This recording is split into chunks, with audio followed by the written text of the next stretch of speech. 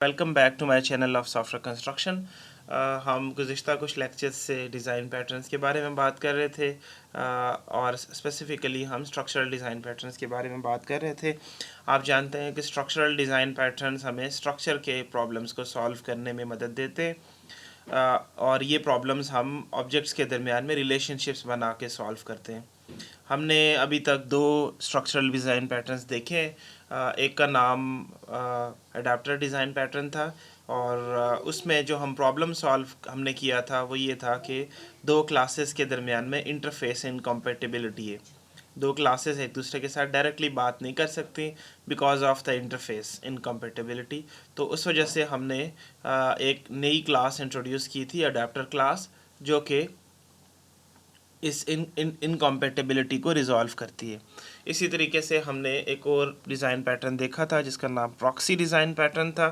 Proxy design pattern में जो हमारे पास प्रॉब्लम है वो ये है कि हमारे पास एक रिमोट ऑब्जेक्ट है और उस रिमोट ऑब्जेक्ट को हम इनिशियलाइज़ नहीं करना चाहते, लेज़ी इनिशियलाइजेशन उसकी करना चाहते हैं क्योंकि वो रिसोर्स इंटेंसिव है, या हम उस रिमोट ऑब्जेक्ट के लिए एक्सेस कंट्रोल करना चाहते हैं, या हम उस रिमोट ऑब्जेक्ट की तरफ जाने वाले सारे ऑपरेशंस को लॉग करना चाहते हैं। तो हम एक लोकल ऑब्जेक्ट बनाएंगे जो कि उस रिमोट ऑब्जेक्ट की प्रॉक्सी होगी। ठीक है, तो आप देख सकते हैं कि इन दोनों केसेस में जो प्रॉब्लम है वो क्रिएशन का प्रॉब्लम नहीं है, ना ही ये कम्युनिकेशन का प्रॉब्लम है। ये प्रॉब्लम जो है ये स्ट्रक्चर का प्रॉब्लम है। हम एक स्ट्रक्चर बनाएंगे ताकि हम इस प्रॉब्लम को सॉल्व कर सकें। आज की क्लास में हम डेकोरेटर डिज़ाइन पैटर्न के बारे में बात करना चाहते हैं। डेकोरेटर डिज़ाइन पैटर्न भी एक स्ट्रक्चरल डिज़ाइन पैटर्न है, लेकिन ये आपको किसी ऑब्जेक्ट के साथ नया बिहेवियर अटैच करने में मदद देता है। आप जानते हैं कि ऑब्जेक्ट का बिहेवियर उसके मेथड्स के अंदर डिफाइंड होता है, जो कि हम क्लास के अंदर जब क्लास डिक्लेयर करते हैं तो उस वक्त हम राइट करते हैं कि इस ऑब्जेक्ट के अंदर, इस क्लास के जो ऑब्जेक्ट्स बनेंगे उनका बिहेवियर कैसा होगा। ठीक है, यानी कि क्लास का बिहेवियर, ऑब्जेक्ट का बिहेवियर स्टैटिकली डिफाइंड होता है क्लास राइटिंग के टाइम पे। लेकिन अगर आपको रन टाइम पे ऑब्जेक्ट का बिहेवियर जो है वो ऐड करना है, कोई नया बिहेवियर आप उसके साथ अटैच करना चाहते हैं, तो उसके लिए आप क्या करेंगे, आप उस ऑब्जेक्ट को, ओरिजिनल ऑब्जेक्ट को आप प्लेस करेंगे inside some wrapper objects, some special wrapper objects, जिनके अंदर वो बिहेवियर होगा जो आप ओरिजिनल ऑब्जेक्ट के अंदर ऐड करना चाहते हैं। अगर आप इस डिपिक्शन को देखें तो हमारे पास ये एक ओरिजिनल ऑब्जेक्ट है जिसका बिहेवियर इसकी क्लास में डिफाइंड है। अब हम चाहते हैं कि ये ऑब्जेक्ट जो है ये एक और तरीके से बिहेव करे, एडिशनल इसके अंदर फंक्शनैलिटी आ जाए। तो इसके लिए हम इस ऑब्जेक्ट को इस रैपर के अंदर रैप करेंगे, इस रैपर ऑब्जेक्ट के अंदर रैप करेंगे। अब देखें, अब कुछ बिहेवियर जो है ये इस रैपर से आएगा, कुछ बिहेवियर इस ओरिजिनल ऑब्जेक्ट के अंदर होगा। ठीक है, अब ये एक लेयर ज़रूरी नहीं है कि आप रैप करें, हम फर्दर लेयर्स उसके ऊपर, ये एक हमने एक लेयर बनाई, अब उसके ऊपर फर्दर लेयर हमने रैप की, उसके बाद मज़ीद लेयर्स एंड सो ऑन। ठीक है, तो जो कोर आइडिया है वो ये है कि हमारे पास ओरिजिनल ऑब्जेक्ट है, उसके ऊपर हम layer by layer wrapper objects जो हैं वो प्लेस करते जाएंगे, और इसका फ़ायदा हमें ये होगा कि हर लेयर के साथ हम ओरिजिनल ऑब्जेक्ट के अंदर फर्दर बिहेवियर, फर्दर फंक्शनलिटी हम उसके साथ अटैच करते जाएंगे। अच्छा, हम डेकोरेटर पैटर्न को एक प्रॉब्लम से इंट्रोड्यूस करना चाहते हैं। आपने पुश नोटिफिकेशन का नाम सुना होगा और अक्सर मोबाइल पे इस्तेमाल भी किया होगा कि आप कोई काम कर रहे होते हैं और आपको कोई और एप्लीकेशन, नॉर्मली कम्युनिकेशन एप्लीकेशन जो हैं वो आपको नोटिफाई करती हैं, और उस नोटिफिकेशन की रीज़न ये है कि कोई इंपॉर्टेंट इवेंट अकर हो जाता है उस वजह से। फॉर एग्ज़ाम्पल, आप व्हाट्सएप पे आपका कोई नया मैसेज आता है तो आपको नोटिफाई किया जाता है, या फेसबुक के ऊपर कोई नई पोस्ट आती है या कोई लाइक आता है तो आपको नोटिफाई किया जाता है। तो आप अज्यूम करें कि आप एक नोटिफिकेशन लाइब्रेरी बना रहे हैं पुश नोटिफिकेशंस के लिए, और ये लाइब्रेरी क्या करेगी, ये बाकी प्रोग्राम्स को मदद देगी कि वो अपने यूज़र्स को नोटिफाई कर सकें जब कोई इंपॉर्टेंट इवेंट अकर होता है। ठीक है, अगर आप उसका थोड़ा सा अज्यूम करें कि इस लाइब्रेरी का स्ट्रक्चर क्या होगा, क्लास डायग्राम क्या होगी, तो ये इस तरह का स्ट्रक्चर होगा। हमारे पास एक नोटिफायर की क्लास होगी जिसके अंदर कुछ फील्ड्स होंगे और एक कंस्ट्रक्टर होगा। ठीक है, और उसके अंदर एक सेंड का मेथड होगा जिसके अंदर एक मैसेज पास हो रहा होगा। अगर आप कोई एप्लीकेशन इसको इस्तेमाल करेगी तो नोटिफायर का ऑब्जेक्ट बनाएगी, और उसके बाद उस नोटिफायर का ऑब्जेक्ट बनाते वक्त कंस्ट्रक्टर के अंदर सेट करेगी कि नोटिफिकेशन के अंदर क्या पैरामीटर्स जाएंगे। इसी तरीके से वो जो है वो डू समथिंग का जो मेथड है उसके अंदर वो ये नोटिफायर डॉट सेंड का मेथड कॉल करेगी और यहाँ पे वो मैसेज भेजेगी जो वो अपने यूज़र्स को नोटिफाई करना चाहती है। लाइक फेसबुक के केस में यहाँ पे वो लाइक्स या जो आपके नए नए पोस्ट आए उनका डाटा आएगा, और व्हाट्सएप के केस में यहाँ पे जो नए आपके मैसेजेस हैं या कॉल्स हैं या जो भी है उसका डाटा आएगा। ठीक है, तो ये उसका इनिशियल आर्किटेक्चर हम देख रहे हैं। ठीक है, लेकिन अब हमारे पास जो डिफरेंट काइंड्स ऑफ नोटिफायर्स हैं, फॉर एग्जांपल ये है, ये नोटिफायर सिर्फ ईमेल नोटिफिकेशन भेजता है फॉर एग्जांपल। ठीक है, हमारे पास कंस्ट्रक्टर है, कंस्ट्रक्टर के अंदर आपने सेट कर दिया जी ईमेल नोटिफिकेशन जाएंगे, तो जब भी आप यहाँ से कहेंगे नोटिफायर डॉट सेंड, और जो मैसेज आप करेंगे वो मैसेज जो है वो ईमेल पे आपके यूज़र्स को मिल जाएगा। ठीक है, लेकिन हम चाहते हैं नहीं, ईमेल के साथ साथ हमारा एसएमएस नोटिफायर भी होना चाहिए। तो उसके लिए क्या करेंगे जी, हम नोटिफायर की क्लास का हम एक सब क्लास बना लेंगे एसएमएस नोटिफायर, जिसके अंदर आप वो कोड लिखा होगा सेंड के अगेंस्ट नया कोड लिखेंगे जो कि अब ईमेल सेंड नहीं करेगा, वो एसएमएस सेंड करेगा। ठीक है, इसी तरीके से हम चाहते हैं कि लोगों को फेसबुक पे भी नोटिफाई किया जाए। लाइक आपकी कोई और एप्लीकेशन है और वो एप्लीकेशन जो है वो फेसबुक पे लोगों को as a Facebook message notify करना चाहती है, तो उसके लिए हमें अगेन नोटिफायर की जो ओरिजिनल क्लास है ये वाली, उस क्लास का हमें एक सब क्लास बनानी होगी फेसबुक नोटिफायर के नाम से। और फ़र्क क्या होगा कि हम उस सब क्लास के अंदर जो सेंड का मेथड है उसके अगेंस्ट हम जो कोड लिखेंगे, अब वो कोड फेसबुक पे नोटिफाई करने के लिए कोड लिखा जाएगा। ठीक है, इसी तरीके से स्लैक एक सॉफ्टवेयर है जो कि बिज़नेस कम्युनिकेशन के लिए नॉर्मली यूज़ होता है। तो स्लैक के ऊपर आप टीम्स बना सकते हैं और उन टीम्स के दरमियान में कम्युनिकेशन हो सकती है। तो आप चाहते हैं जी कि अगर किसी को स्लैक पे नोटिफाई किया जाए तो उसके लिए हम अगेन नोटिफायर की क्लास को एक्सटेंड करेंगे और कोड लिखेंगे सेंड के अगेंस्ट स्लैक का। ठीक है, तो अच्छा, अब हमारा मसला हल हो गया। हमारी एप्लीकेशन को जिस तरह का नोटिफायर चाहिए वो उस तरह का नोटिफायर सेट कर लेगी।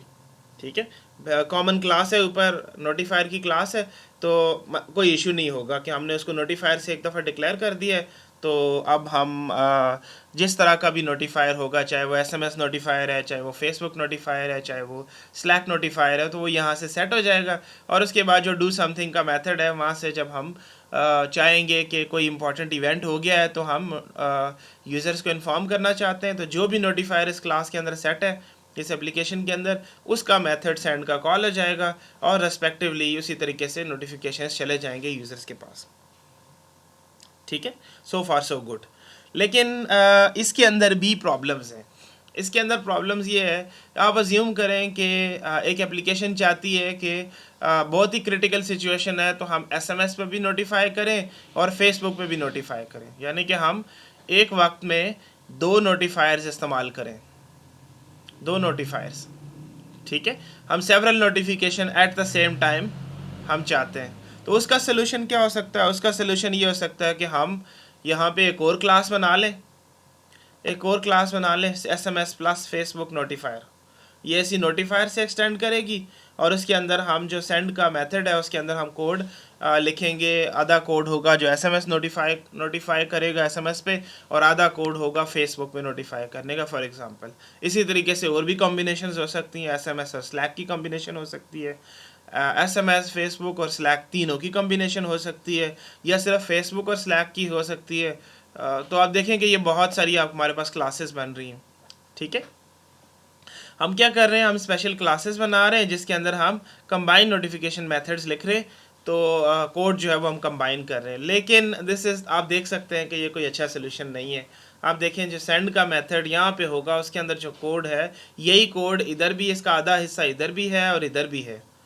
तो हम कोई अच्छा काम नहीं कर रहे, मतलब डिज़ाइन के हिसाब से this is not a good design, कि हमें कोड जो है वो बार बार लिखना पड़ रहा है। और इसी तरीके से जो एप्लीकेशन की क्लास होगी उसके अंदर भी कोड ब्लॉटेड होगा, यानी कि हमें अब चेक करना होगा कि जी कौन सा हमने किस किस्म का नोटिफिकेशन भेजना है और उसके रिस्पेक्टिव हम कोड लिखेंगे, कोड नोटिफायर यहाँ से सिलेक्ट करेंगे, which is not a elegant solution I would say. ठीक है।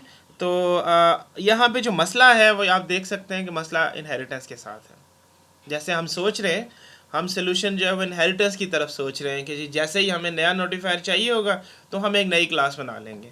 लेकिन इनहेरिटेंस एक अच्छा सोल्यूशन है जब हम बिहेवियर एक्सटेंड कर रहे होते हैं, लेकिन इनहेरिटेंस के अपने कुछ कैवियाट्स होते हैं, उसके कुछ अपने मसाइल होते हैं। एक मसला ये होता है कि इनहेरिटेंस हमेशा स्टैटिक होती है।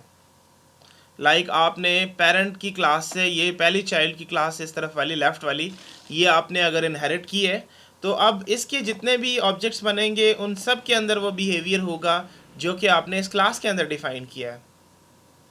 ठीक है। इसी तरीके से इस क्लास के अंदर जो आपने बिहेवियर डिफ़ाइन किया है, जो मेथड्स लिखे हैं, वो सारे उस ऑब्जेक्ट्स को मिल जाएंगे। ठीक है।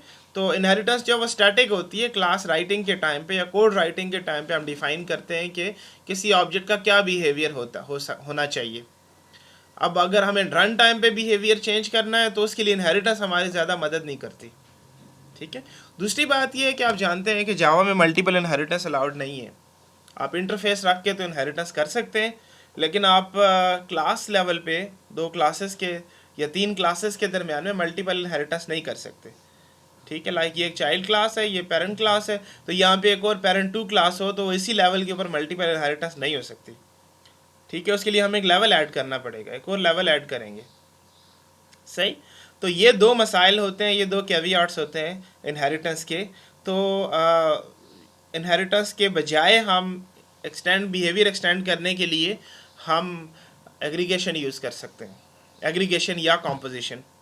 आप एग्रीगेशन और कॉम्पोजिशन का फ़र्क जानते हैं कि एग्रीगेशन में हमारे पास ये जो क्लाइंट की एक क्लास है, ये क्लास एक इस क्लास से इंडिपेंडेंट है, यानी कि सर्विस की क्लास क्लाइंट की क्लास से इंडिपेंडेंट है।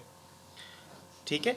जबकि अगर हम कॉम्पोजिशन कर रहे होते हैं तो ये डायमंड फील्ड होता है। उसका ये मतलब होता है कि सर्विस की क्लास क्लाइंट की क्लास के अंदर डिफाइंड है as an inner class for example, या दूसरे अल्फाज में क्लाइंट की क्लास जो है ये सर्विस की क्लास का जो लाइफ साइकिल है उसको ये कंट्रोल कर रही है। अच्छा, हम बात कर रहे थे एक्सटेंडिंग ऑफ बिहेवियर। तो अगर आप एग्रीगेशन यूज़ करेंगे या कॉम्पोजिशन यूज़ करेंगे तो उस केस में हम रन टाइम पे ये क्लाइंट की क्लास जो है ये सर्विस की क्लास का ऑब्जेक्ट बना सकती है। तो इस पे कोई रोक नहीं है कि ये क्लाइंट की क्लास जो है ये सर्विस के 10 ऑब्जेक्ट्स, कोई और 10 सर्विसेज के ऑब्जेक्ट्स बना ले। ये सर्विस 1 है, हमारे पास सर्विस 2 हो, सर्विस 3 हो, सर्विस 4 हो, तो उन सब के ये ऑब्जेक्ट्स बना सकती है। यानी कि जो ऑब्जेक्ट अगर हम एग्रीगेशन यूज़ कर रहे हैं तो एक्सटेंडिंग ऑफ बिहेवियर जो है वो स्टैटिक नहीं है, वो डायनेमिक है। ठीक है। इसी तरीके से मल्टीपल, आप देखें मल्टीपल लेवल पे हम मल्टीपल क्लासेस से हम बिहेवियर अटैच कर सकते हैं इसके साथ। ठीक है। तो अक्सर ये एक अच्छा डिज़ाइन प्रिंसिपल है कि अगर कहीं पे इनहेरिटेंस के बजाय आप कंपोजिशन या एग्रीगेशन इस्तेमाल कर सकते हैं तो आपको ज़रूर इस्तेमाल करना चाहिए। ये प्रिंसिपल आप याद रखें कि एग्रीगेशन ओवर इनहेरिटेंस, ये प्रिंसिपल आपको मज़ीद डिज़ाइन पैटर्न्स में भी मदद देगा। तो हम वापस आते हैं अपने नोटिफायर की क्लास पे। जो हमारे साथ मसला था, मैं इधर जाता हूँ, जो हमारे पास मसला था वो ये था कि मेरे पास डिफरेंट काइंड्स ऑफ नोटिफायर्स चाहिए थे और मैं रन टाइम के ऊपर कम से कम क्लासेस लिख के मैं ये काइंड ऑफ नोटिफायर्स बनाना चाहता था। तो उसके लिए जो हमारे पास सोल्यूशन है वो ये है कि हम वही नोटिफायर की क्लास रखें और एक हम डेकोरेटर की क्लास बना लें। अच्छा, ये डेकोरेटर की क्लास जो है ये एक एब्स्ट्रैक्ट क्लास है, आप देखें ये इटैलिक हुआ हुआ है। तो डेकोरेटर की क्लास के अंदर एक तो ये नोटिफायर से एक्सटेंड करेगा, दूसरी चीज़ ये है कि इसके अंदर नोटिफायर का ऑब्जेक्ट भी होगा। ये देखिए, ये नोटिफायर का ऑब्जेक्ट भी है और ये सेंड मेथड जो है, ये सेंड मेथड यहाँ पे हमने रखा है। तो अब हम नीचे एसएमएस डेकोरेटर बनाएंगे तो हम उसके अंदर वो इससे इनहेरिट करेगा। ये हमारी कंक्रीट क्लास है। ठीक है, ये कंक्रीट क्लास है तो ये इससे इनहेरिट करेगी। इसी तरीके से हमारे पास फेसबुक डेकोरेटर है और स्लैक डेकोरेटर है। अब होगा कैसे? होगा ये कि हम नोटिफायर का एक ऑब्जेक्ट बनाएंगे ओरिजिनल, अज्यूम करें जी उसके अंदर एसएमएस नोटिफिकेशन, उसके अंदर ईमेल नोटिफिकेशन है। अब मैं चाहता हूँ ईमेल के साथ हम एसएमएस भी भेजें। हम क्या करेंगे, हम इस ऑब्जेक्ट का इस ऑब्जेक्ट के अगेंस्ट हम ये वाला रैपर चढ़ा देंगे। तो उसका क्या फ़ायदा होगा? उसका ये फ़ायदा होगा कि हम एसएमएस भी भेज सकेंगे और ईमेल भी भेज सकेंगे। कोई और एप्लीकेशन चाहती है कि जी हम ईमेल भी भेजें, एसएमएस भी भेजें और स्लैक भी भेजें फॉर एग्जांपल, तो ओरिजिनल ऑब्जेक्ट के ऊपर एक रैपर SMS का होगा और उसके ऊपर एक और रैपर हम स्लैक का चढ़ा देंगे, ठीक है। यानी कि हमारे पास एक हम लिंक कर सकते हैं, टारगेट ऑब्जेक्ट के ऊपर हम रैपर्स लिंक कर सकते हैं। कैसे? ये जो मैंने यहाँ पे ये कंपोजिशन बनाई हुई है उसके ज़रिए से, ठीक है। तो और देखें जो सेम मेथड है, सेंड का मेथड सेम है। क्यों? ये कैसे हम मेक श्योर करेंगे? ये हम ऐसे मेक श्योर करेंगे कि हम इनहेरिटेंस करेंगे यहाँ से, ठीक है। अच्छा, और ये रैपर मेथड क्या करेगा? ये रिजल्ट को अल्टर करेगा बाय डूइंग समथिंग बिफोर और आफ्टर। अगर मैंने एक ईमेल नोटिफिकेशन के ऊपर एक रैपर प्लेस किया हुआ है SMS का, तो ईमेल का कोड तो चलेगा, लेकिन उससे पहले या उसके बाद हम ये SMS का कोड भी चला लेंगे, ठीक है। अच्छा, रैपर और टारगेट जो है वो आइडेंटिकल होंगे। आइडेंटिकल कैसे होंगे? आइडेंटिकल ऐसे होंगे by inheriting from a common class, ठीक है। और ये काम हम करेंगे कैसे? ये हम एक रेफरेंस फील्ड के अंदर, इस रेफरेंस फील्ड के अंदर हम ऑब्जेक्ट रखेंगे, ठीक है। तो अब थोड़ा सा आगे चलते हैं तो आपको इस चीज़ की मज़ीद समझ आएगी। आप देखें एप्लीकेशन के लिए क्या फ़ायदा होगा। अब आप देखें एप्लीकेशन क्या, देखें इसने एक ऑब्जेक्ट बनाया, नोटिफायर का ऑब्जेक्ट बनाया। अब उसके बाद मैं चाहता हूँ कि जी ये नोटिफायर के अंदर ईमेल का कोड लिखा हुआ है, मैं चाहता हूँ जी फेसबुक के ऊपर भी ये नोटिफिकेशन जाए। तो मैं क्या करूँगा जी, इस ऑब्जेक्ट को इसके अगले फेसबुक डेकोरेटर के कंस्ट्रक्टर के अंदर पास कर दूँगा। उसका क्या फ़ायदा होगा? अब मेरे पास ये जो ऑब्जेक्ट है, ये ऑब्जेक्ट फेसबुक डेकोरेटर का ऑब्जेक्ट है, लेकिन उसके अंदर ये पुराना वाला ऑब्जेक्ट उसके अंदर है, जैसे हम रैप करते हैं। अब अगर स्लैक की बात करेंगे, स्लैक भी अगर हम चाहते हैं तो हम ये ऑब्जेक्ट को हम स्लैक डेकोरेटर के अंदर पास कर देंगे, कंस्ट्रक्टर के अंदर।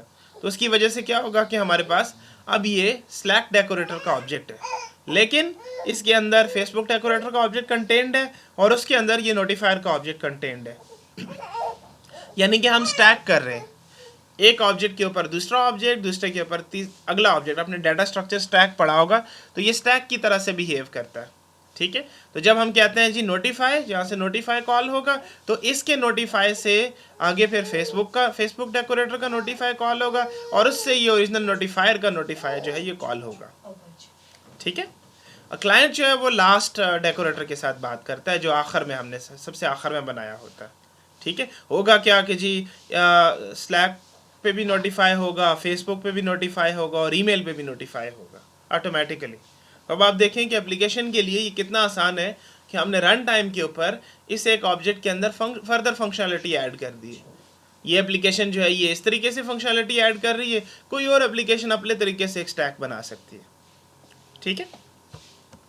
गुड, ये आपने रियल वर्ल्ड में भी देखा होगा कि अगर आपको सर्दी लगती है तो आप मल्टीपल लेयर्स जो हैं वो रैपर्स अपने ऊपर चढ़ा लेते हैं, ठीक है। बाज़ औक़ात आपको सिर्फ एक स्वेटर से सर्दी ख़त्म हो जाती है, बाज़ औक़ात आपको रेन कोट भी पहनना पड़ता है। तो हम एक रेन कोट नहीं है जो कि सर्दी भी से भी रोक रहा है और बारिश से भी रोक रहा है, बल्कि हमारे पास सर्दी से रोकने के लिए एक लादा रैपर है और हमारे पास सर्दी और उसके ऊपर बारिश से रोकने के लिए लादा रैपर है। एक और यूज़ केस हो सकता है जहाँ पे सिर्फ बारिश तो हो रही है लेकिन सर्दी नहीं है, तो आप सिर्फ ये रेन कोट पहन सकते हैं। तो ये यही कॉन्सेप्ट है कि हमारे पास डिफरेंट काइंड्स ऑफ रैपर्स हैं और वो रैपर्स हम रन टाइम पे सिलेक्ट करते हैं एनवायरनमेंट को देख के, ठीक है। गुड, हम डेकोरेटर पैटर्न का स्ट्रक्चर देखते हैं। हमारे पास एक कंपोनेंट की क्लास है जिसके अंदर हम कॉमन इंटरफेस डिक्लेयर करते हैं रैपर्स के लिए भी और हमारा जो टारगेट ऑब्जेक्ट था, रैप्ड ऑब्जेक्ट था, उसके लिए भी।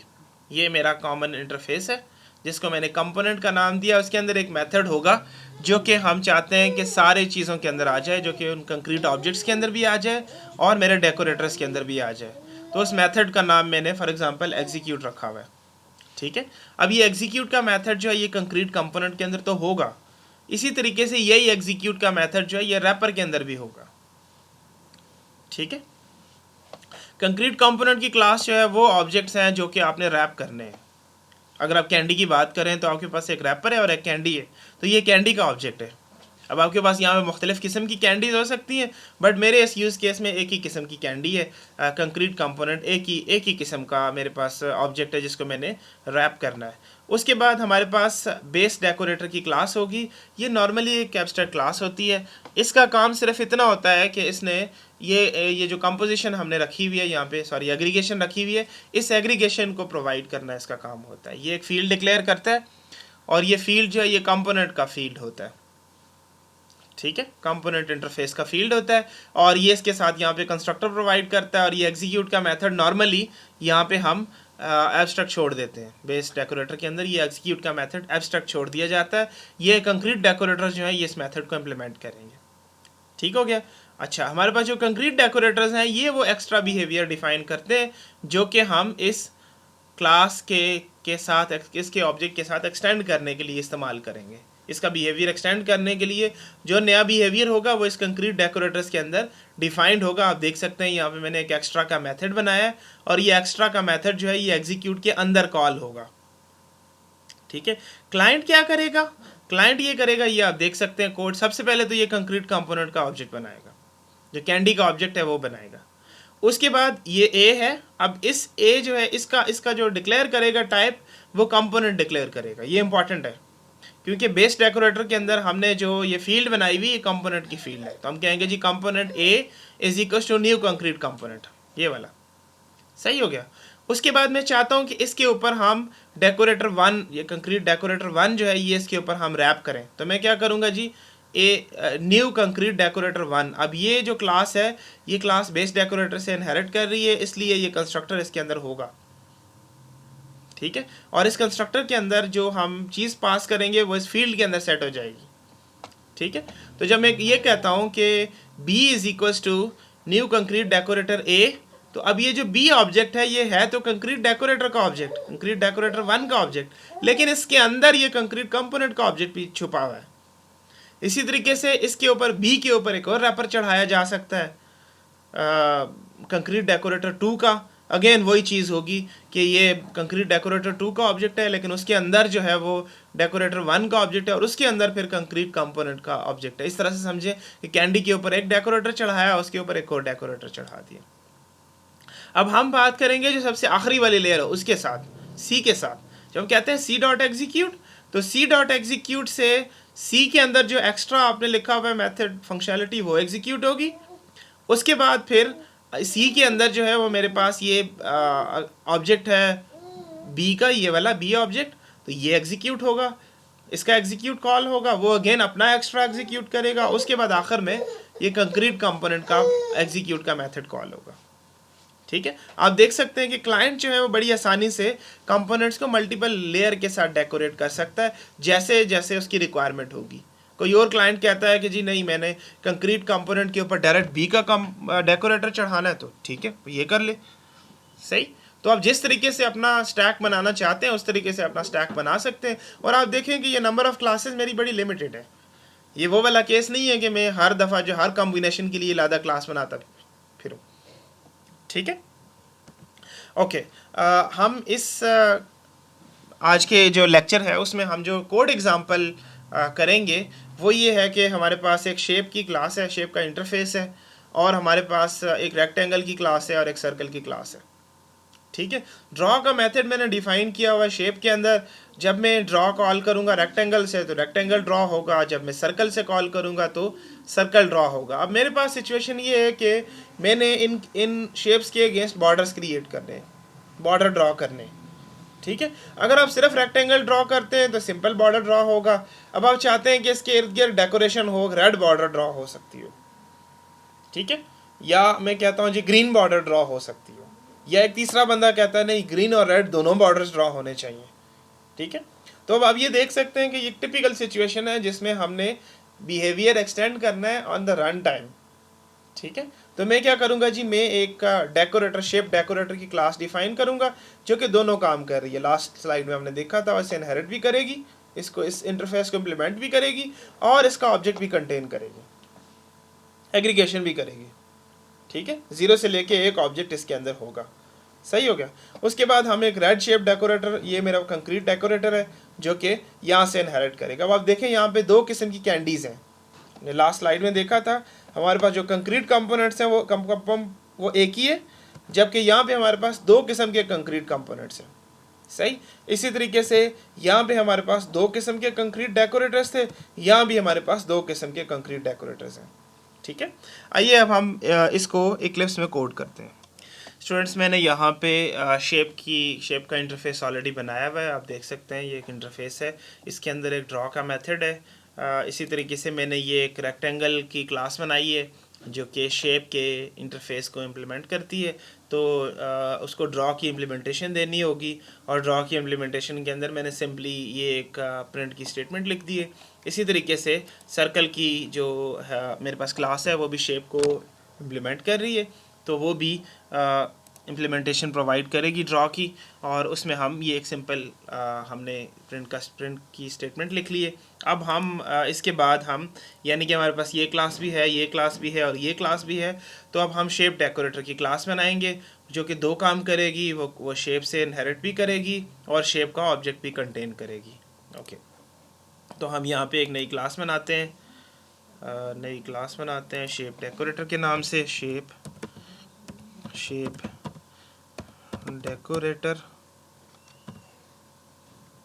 ओके, और हम कहते हैं जी कि ये क्लास जो है ये इम्प्लीमेंट करेगी शेप को।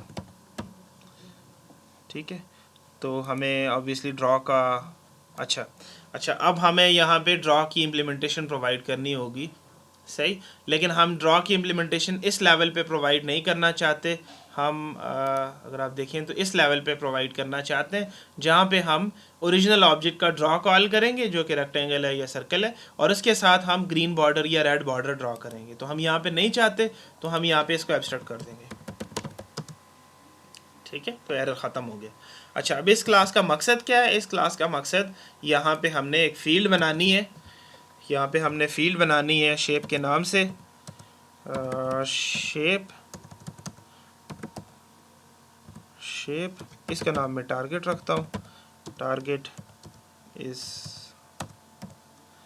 ठीक है, मैं एक कंस्ट्रक्टर ड्रॉ करता हूँ, इसका कंस्ट्रक्टर डिक्लेयर करता हूँ, शेप डेकोरेटर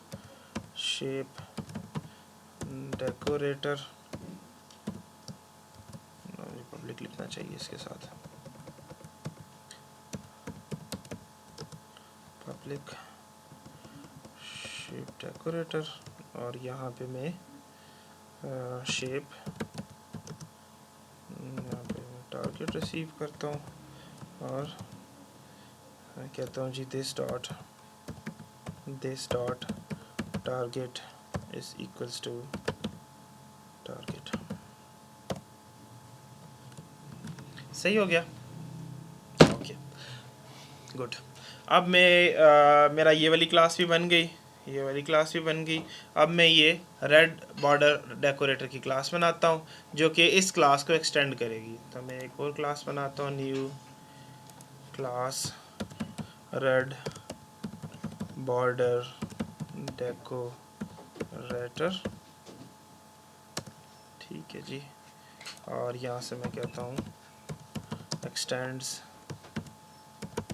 शेप डेकोरेटर। ठीक है, अच्छा, अब यहाँ पे एक कंस्ट्रक्टर चाहिए जहाँ से मैं शेप डेकोरेटर का कंस्ट्रक्टर कॉल कर सकूँ। ठीक है, तो मैं यहाँ पे एक कंस्ट्रक्टर बनाता हूँ,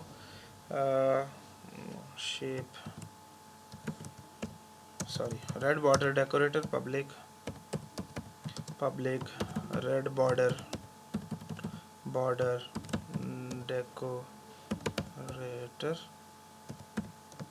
और इसके अंदर ये शेप का ऑब्जेक्ट बाय से चाहिए होगा जो कि हम यहाँ से सुपर कीवर्ड इस्तेमाल करके तो शेप डेकोरेटर की क्लास को फॉरवर्ड करेंगे। तो मैं ये टारगेट, और यहाँ से मैं कहूँगा जी सुपर और टारगेट।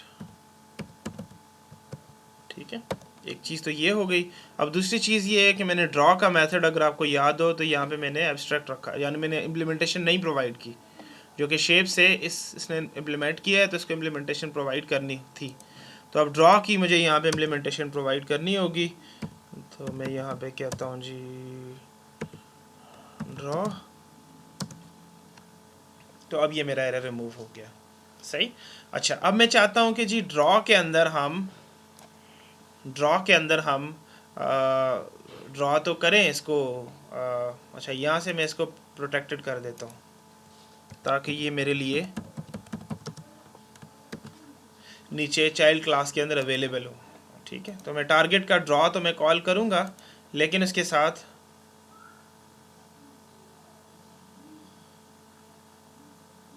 लेकिन उसके साथ मुझे मैंने यहाँ पे रेड बॉर्डर भी ड्रॉ करना है। तो मैंने यहाँ पे एक मेथड रखा red border, set red border का। ठीक है, तो मैं यहाँ पे कहूँगा जी टारगेट डॉट ड्रॉ, और उसके बाद मैं कहूँगा जी ये मैं अपना रेड बॉर्डर का मेथड सेट रेड बॉर्डर का मैं मेथड कॉल कर लूँगा। गुड, देखें कि एक्चुअल जो एग्जीक्यूशन हो रही है वो टारगेट डॉट ड्रॉ हो रही है, लेकिन उसके बाद में उसके ऊपर मैं बॉर्डर ड्रॉ कर रहा हूँ। सही, इसी तरीके से ये मैंने रेड बॉर्डर बनाया हुआ है, आप एक ग्रीन बॉर्डर भी बना सकते हैं जो कि सेम इसी तरह का है। तो मैं इसका कोड कॉपी कर लेता हूँ, यहाँ से मैं कोड कॉपी कर लेता हूँ और मैं एक नई क्लास बना लेता हूँ यहाँ पे, न्यू क्लास, और अब मैं कहता हूँ जी ग्रीन बॉर्डर डेकोरेटर और जी ये मैंने पेस्ट कर लिया। अब यहाँ पे ये ग्रीन बॉर्डर डेकोरेटर है, तो ऑब्वियसली यहाँ पे ये ग्रीन बॉर्डर डेकोरेटर का कंस्ट्रक्टर होगा, और इसी तरीके से यहाँ पे मैं रेड बॉर्डर के बजाय मैं ग्रीन बॉर्डर ड्रॉ करूँगा। मैं इसको रीनेम कर लेता हूँ, तो मैं ग्रीन कर लिया, तो यहाँ भी ये भी ग्रीन हो जाएगा, ग्रीन हो गया, और यहाँ पे मैं कलर ग्रीन कर दिया। ठीक है, अब मेरे पास दो डेकोरेटर्स हैं, एक ग्रीन बॉर्डर डेकोरेटर है, कंक्रीट डेकोरेटर, और एक मेरे पास रेड बॉर्डर डेकोरेटर है। ठीक है, डेमो की क्लास मैंने ऑलरेडी बनाई हुई है, ये मैं इधर फॉर कॉपी कर लेता हूँ। मैं डेमो की क्लास आपको दिखाता हूँ। डेमो की क्लास के अंदर हमने एक, तो ये मैं इसको ख़त्म कर दूँ,